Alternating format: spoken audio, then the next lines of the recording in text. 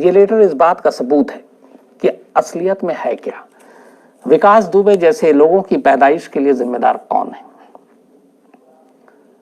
अफसोस की बात यह है कि ये जो लेटर है ये यूपी पुलिस के एक अफसर ने लिखा है और यूपी पुलिस के ही नाम है। और उससे भी अफसोस की बात यह है कि यूपी पुलिस के जिस अफसर ने यह लेटर लिखा है वो अफसर उन 8 पुलिस वालों में शामिल है जिसकी विकास दुबे और उसके गुर्गों के हाथे मौत हुई है।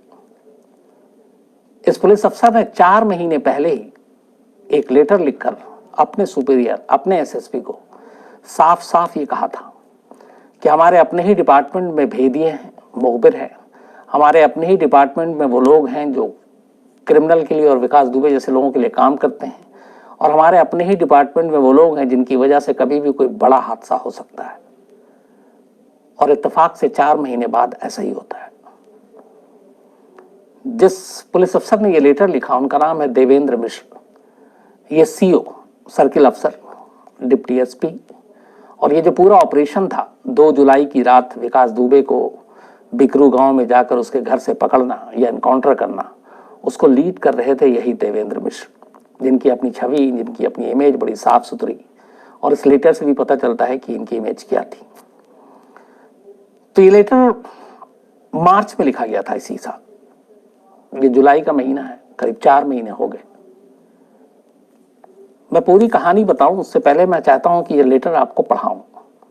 ये लेटर लिखा गया है, इस पर डेट नहीं है, लेकिन ये लिखा गया है वरिष्ठ पुलिस अधीक्षक यानी कि senior superintendent of police Kanpur, जिनको सीओ देवेंद्र रिपोर्ट करते थे।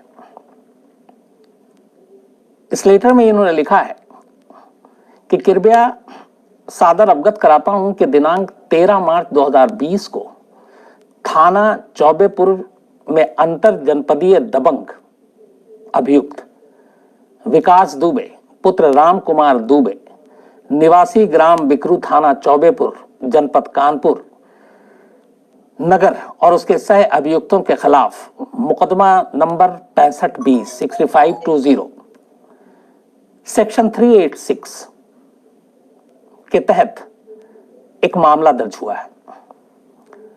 आगे लिखते हैं कि अभियुक्त विकास दुबे के खिलाफ जनपद और अन्य जनपदों में, इस इलाके में और इसके और भी दूसरे इलाकों में करीब 150 मुकदमे संगीन धारा हत्या लूट के अभियोग पंजीकृत होने, इसके अलावा थाना शिवली के कार्यालय में हत्या कर देने, जिस मंत्री का किया था उसका भी इन्होंने जिक्र किया है।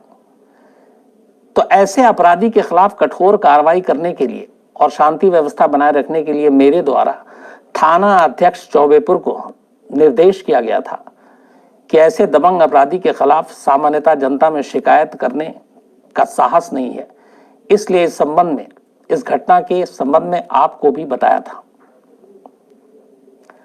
यह आपको बताया था मतलब एसएसपी को भी जानकारी दी थी। मुकदमा उपरोक्त की अब तक की कार्रवाई शून्य होने पर मैंने दिनांक 14 मार्च यानी कि 13 मार्च की रिपोर्ट लिखी गई और 14 मार्च 24 घंटे बीत गया है। 14 मार्च को इस केस का अवलोकन किया तो विवेचक श्री अजहर इशरत द्वारा इस अभियोग में अपनी वापसी में 386 की धारा हटाकर पुरानी रंजिश के संबंध में नया धारा अंकित कर दिया। मतलब जो 386 आईपीसी था वो हट गया। आगे मैं आपको बताता हूं।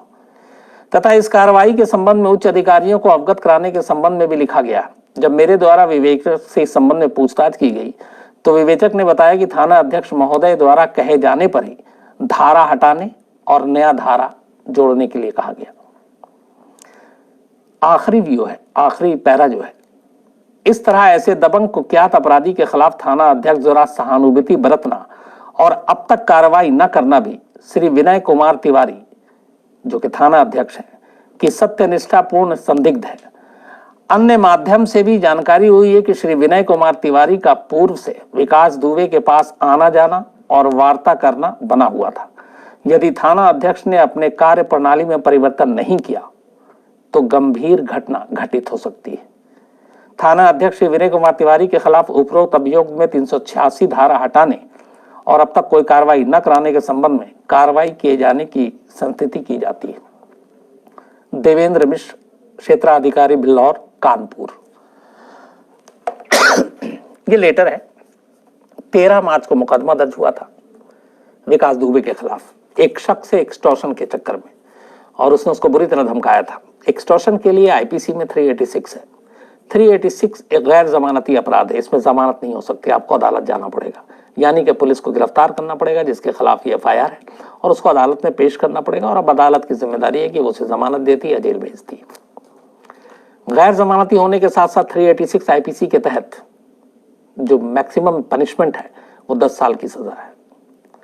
एक शख्स विकास दुबे के खिलाफ इसी साल मार्च में एक्सटॉर्शन का केस दर्ज कराता है इसी चौबेपुर पुलिस स्टेशन में, और चौबेपुर पुलिस स्टेशन के जो थाना अध्यक्ष, जो इंचार्ज है एसओ, वह है विनय कुमार तिवारी। ये जो सर्किल अफसर हैं देवेंद्र मिश्र जी, जो अब इस दुनिया में नहीं रहे, जो इस एनकाउंटर में मारे गए, ये इस एफआईआर को, चूंकि उस थाना अध्यक्ष के ऊपर के अफसर ये थे, इन्होंने विनय कुमार तिवारी से कहा कि ये मामला संगीन है, आप इस पे खिलाफ कार्रवाई कीजिए। कार्रवाई का मतलब है कि सीधे सीधे आपको गिरफ्तारी करनी है। गिरफ्तारी किसकी? दुबे की। लेकिन 24 घंटे बीत गया एफआईआर दर्ज होने के, और 24 घंटे तक जब कोई अपडेट नहीं मिली सीओ साहब को, तब इन्होंने थाने में पूछा कि कल जो मुकदमा दर्ज हुआ था उसका क्या हुआ। तो जो इस केस का आईओ था वो बताता है सीओ साहब को कि मुकदमे में तो कुछ नहीं हुआ, क्योंकि वैसे भी वो 386 जो है वो हटाकर अब एक पुरानी रंजिश का मामला, पुरानी रंजिश मतलब आपकी दो लोगों की दुश्मनी है, मारपीट है, तो बेलेबल ऑफेंस है।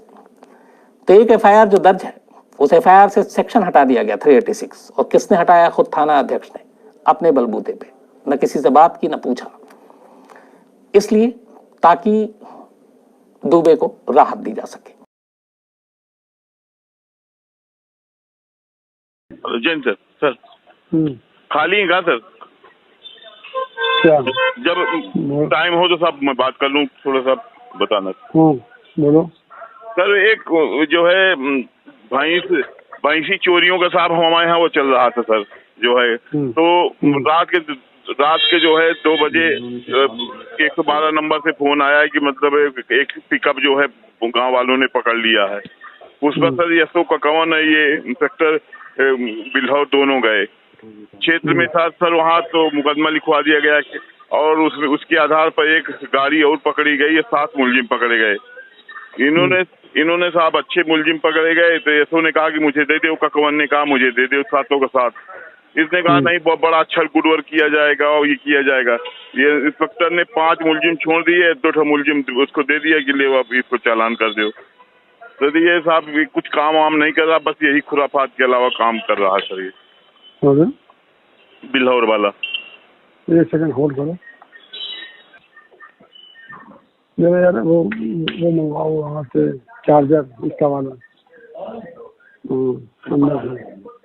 आप जिस व्यक्ति से बात कर रहे हैं उन्होंने आपके कॉल को होल्ड पर रखा है, कृपया लाइन पर बने रहिए। The person you are speaking with has put your call on hold. Please stay on the line. आप जिस व्यक्ति से बात कर रहे हैं। Hello Jain sir? जी सर। हेलो सर आवाज आ रही सर? हाँ, ये भी है ना बिल्हौर? जी सर। जैन सर आदेश। ये तुम 7 मुलजिम पकड़े भैंस चोरी में, और तुमने 5 के छोड़ दिया? सर मैंने कल आपको बताया भी था सर, ये उससे रिलेटेड थे नहीं सर। आपने सीओ साहब के संज्ञान में थी, हमको तो बताए थे तुम कि कहीं 5 नहीं, ये आपने सीओ साहब को बताया? आपको सर बताया था सर ये बात सर। मूड सही कि मैं कौन होता भाई? मुझसे क्या मतलब भाई? सीओ देख रहा है वहाँ पर, गलत है कि सही है सीओ जाने। नहीं सर, इसमें यसो ककवन ने कहा इनसे कि साहब मुझे 7 दे दीजिए, इन्होंने कहा बहुत बड़ा मैं गुड वर्क करूंगा, बहुत बड़ा गुड वर्क करूंगा, और उसको जाकर के तो एक बुढ़ा 70 साल का दे दिया, एक वो कर दिया, बाकी सर छोड़ दिया सर 5 मुलजिम। और अब मैं यसो ककवन बता देंगे पूरी बात।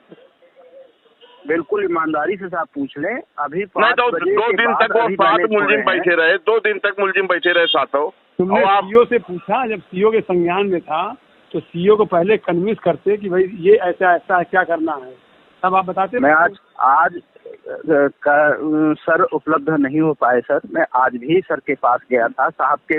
आज तो मेरी ड्यूटी लगी थी आगरा में। आप कब मुलजिम आज से थोड़ा बैठे हैं, मुलजिम 3 दिन से बैठे हैं। सर कोई मैंने मतलब क्या आपको सीओ से मतलब नहीं है? आप जो है रेप वाला मुलजिम आपने छोड़ दिया, मुझसे बताया तक नहीं। अगर जब रेप वाला मुलजिम का जब मर जाती लड़की तो सीओ सस्पेंड होता, क्योंकि अर्जेंट था वो। आप जो नहीं अपने बिना मनमानी कर रहे हैं आप। किसकी बात कर रहे हैं साहब? मैं वही मैन कह रहा हूँ जो पब्लिक वालों ने पकड़ा था, उसमें भी आप इसी तरह किए हैं। अभी वो आदि मुकदमा भी है, जिसकी लड़की थी वो भी है, कटियार को जो छोड़ा गया था वो भी है। मेरे पास पूरा मैं सामने पेश कर सकता हूँ। सर आप बिल्कुल वो कर लें, आपके नॉलेज में सर बात डाली थी। वो लड़की को सर मैं ही लाया था पकड़ करके लड़के को। तो क्यों छोड़ा गया कटियार को? आपने मुझसे बताया था क्या कि मैं छोड़ रहा हूँ?